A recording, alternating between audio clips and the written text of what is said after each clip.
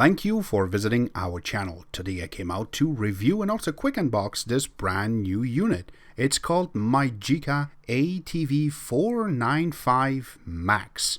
Yes, it is a beautiful box. You can see that the design is so nicely done. Has a lot of markings in the front with the actual remote, which is a Bluetooth remote picture in the front. But going around it, it has a lot of markings and it will tell you what is good about this box.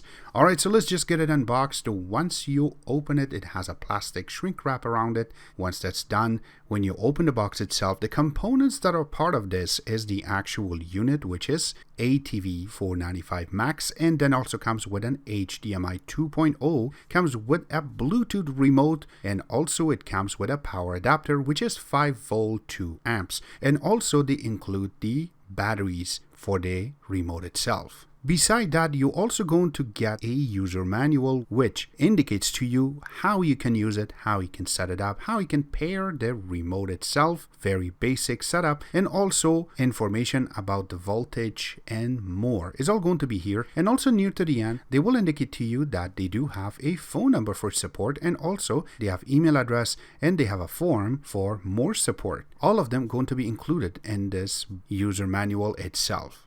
If you haven't subscribed yet to our channel, click the subscribe button and also click the bell icon. So this way you're going to get notified once we have a new video out. On top of that, click the like button, smash it. Also, if you have a question, drop them at the bottom of the video. We really love to help you out ASAP. So here it is how it really looks. You have the nice logo on the top, says MyGica Android TV, and then going around it there's nothing. There's just a little LED indicator once you turn it on, and then there's nothing around. And just in the back you do have some connections such as 10100 LAN connection. Then you do have the optical audio, which requires an connection, but it is not part of it in the box, so it needs an adapter. And then you do have the HDMI 2.0A connection. And then you have the DC connection, which is 5 volt 2 amps. Going on the bottom part of it is you're going to see a lot of holes for ventilation. You have 4 little legs so you can stand up. Going here, you do have a little button for resetting, which is right here. So that way there's no hole to reset. This is perfect if you have to do the software update or software downgrade. This will really help you out. Now here is the best part. If we flip it on the left hand side, and this part, there is a little hidden compartment which you can open. It is a little bit hard. Make sure you don't break your nail while you're trying to open it. But once you do, you're going to see that there is 2 USB 2.0 connection and a micro SD slot which can read up to 64 gigabyte. If you put more, you will have some issues, but 64 gig will work perfectly for you. So going back, we will try to connect this and show you what's going to be showing up on the TV itself. Alright, so first we will connect the HDMI cable, and then we will connect the power. And if you flip it in the front, you should see the light coming up very shortly. I can see it as blue, and the screen is start loading for us.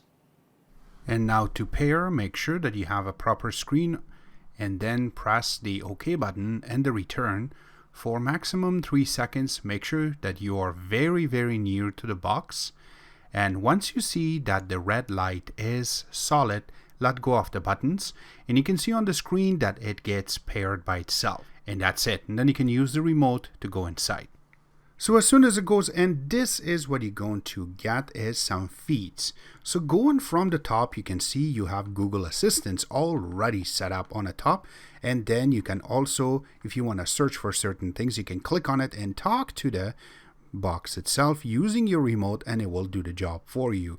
But you can also go to typing mode. You can click on this and you can see that the screen comes up. So this way you can search and also ask questions. It doesn't matter if you want to ask for the weather or you want to search for a certain video from YouTube. This will do the job for you. Or even if you want to ask for the latest news, and it will bring it up for you quickly. You do have the time on the left hand side. Again, I am just putting the Bluetooth remote down and I'm grabbing the MyGica KR301 in order to process it in this video so that we can make our video a little bit faster.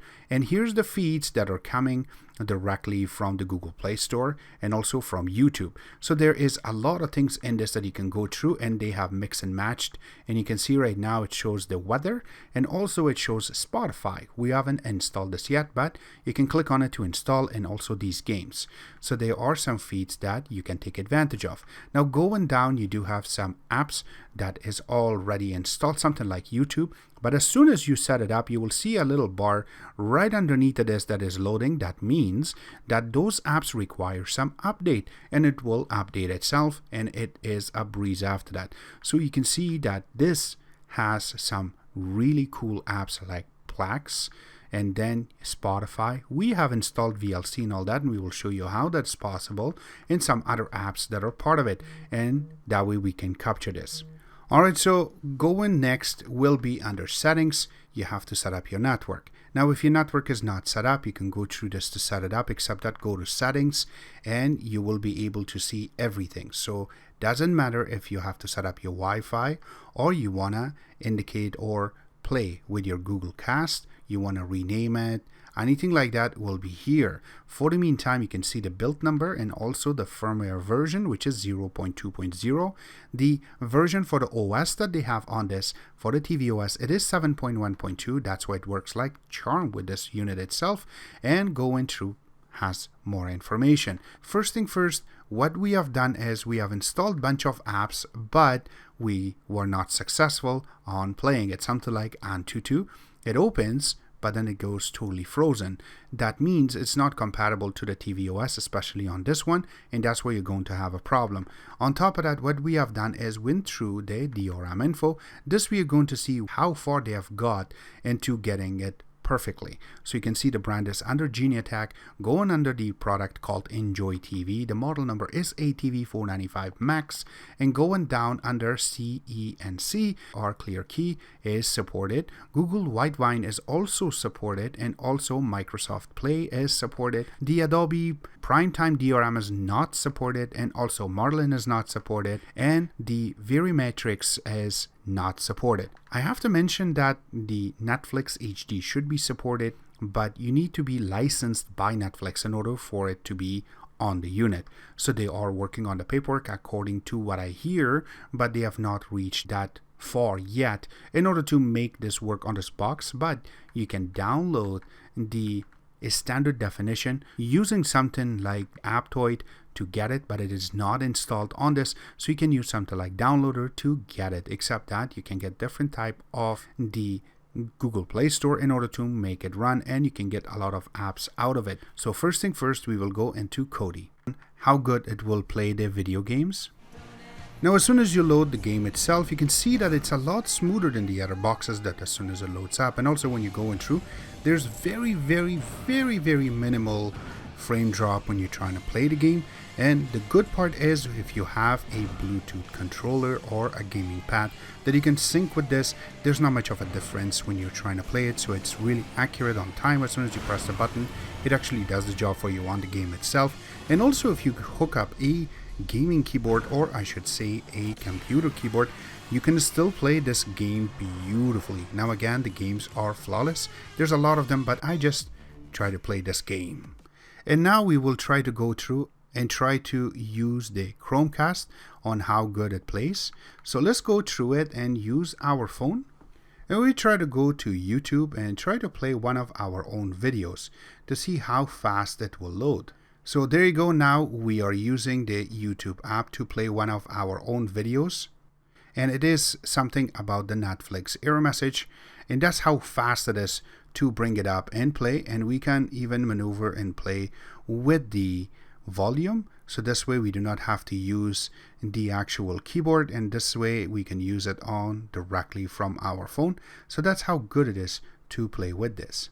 And then another good part about this unit itself is when you're going through to use the voice command. Now if we press the button and we have to say something about it, it already types it for us. So let's click and let's ask for something. How is the weather? And there you go. That's how fast it will bring up all the information you require for the city that you are in. So this is how beautiful it is using the remote with the voice command, so that way it can play for you. If you want to play a music, you just have to talk to it and it will play it for you. If you want to get the latest news, it will also go through for your country and it will bring it up and you can use it that way too. The last thing that we have left behind is going to be, alright, so the next thing we're going to cover is going to be the speed test. So we came across a little bit of a problem that speed test is not inside of Google Play Store. So in order to get it, we had to use different paths. I say they have stripped it down and this is a very bare bone Play Store. You can go to it, but there's a lot of things that you may not see. And how you can get it is everything in this, but you have to play around in order to learn this. We have other videos on how you can install third-party apps on this unit itself, since this unit does not even have a web browser. So how you can install that, which web browser will be good, which one's not going to be that good. If you want to get the mobile browser or not, those ones we have a different video and we will be capturing it from now on and how you can play it. So let's go through right now and show you a few things. So we went ahead and we installed third-party apps, and in order to get access to it, since we cannot bring it on the main screen, we have to use something called Sideload Launcher. So once you go to it, this is what you're going to get. So yes, we have a lot of apps part of this, but the ones that we're going to cover is going to be just one, is going to be the speed test. So when you click on it, and once it comes up, this is what you're going to get, but we're going to go under result.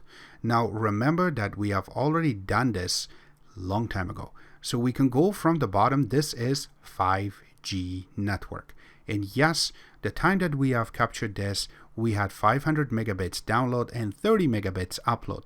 So you can see that the 5G network connects automatically over 100 megabit for the download, which is 136 for the first time, and 26.1 for upload. So this looks beautiful. Going for the second time test, we actually got even more speed. This is what we're really looking for on these boxes. So we got 191 megabit download and 27.5 megabit upload. So again, you can see that it is capping it on exact amount what we want to look for. Going under the 2.4G network, for the first time when we got was only 22.9, and for the upload we only got 20. So that means they have done their work, but this part needs to get a little bit more speed. And these numbers that are coming down for download for 2.4, it means is there's more disconnections on the way. So there's a lot of maybe concrete on the way, maybe steel on the way. So these things, the internet has to curve around it in order to get to you. So yes, that will decrease, and the further you will go, the slower your internet will get. So for the second time we have done is we got only 19.9 for download and then 25.4 for the upload. So you can see that again, they have done their homework. They have done their work on their Wi-Fi. So the upload rate is really good, but the download rate falls. Again, where we were, there was only 2 or 3 phones and maybe 2 or 3 computers hooked up. So again, we didn't allow them to download anything or even go to YouTube when we were testing this. So this way, at least we can see what really good is happening with this box. Once we connect it via Ethernet. The Ethernet connection on this is 10100, so this is a number for the download that we got, which is 79.8, and we got 25.8 for the upload rate. Again, this is a really good number. Going for the second time, we went down a little bit, which is 77.5, and also we got 28.4 for the upload. So again, it is very near to the 30 megabit upload. That is beautiful. So this is what we want to get out of these boxes, is to get a proper Wi-Fi under 5G and also under Ethernet. So these are something that we are really wanting to get. And there is more internet speed coming in the future, but this box right now is 2.4. Also has 5G network, and also it has 10100 Ethernet connection. So this is our take on the MyGica ATV 495 Max. If you have questions, drop them at the bottom of the video. We love to help you out. Also, links will be available where you can order this from, and also some information from the official website. If you like this video, give us a thumbs up and also subscribe to our channel. It really motivates us to make these type of videos more for you guys. Except that, thank you.